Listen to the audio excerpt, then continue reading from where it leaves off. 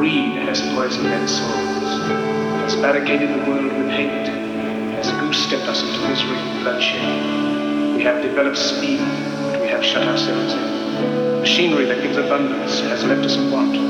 Our knowledge has made us cynical, our cleverness hard and unkind. We think too much, feel too little.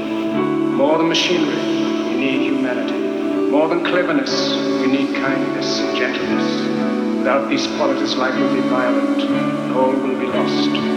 The aeroplane and the radio have brought us closer together. The very nature of these inventions cries out for the goodness of men, cries out for universal brotherhood, for the unity of us all. Even now, my voice is reaching millions throughout the world, millions of despairing men, women, and children, victims of a system that makes men torture, imprison innocent people. Those who can hear me, I say, do not despair.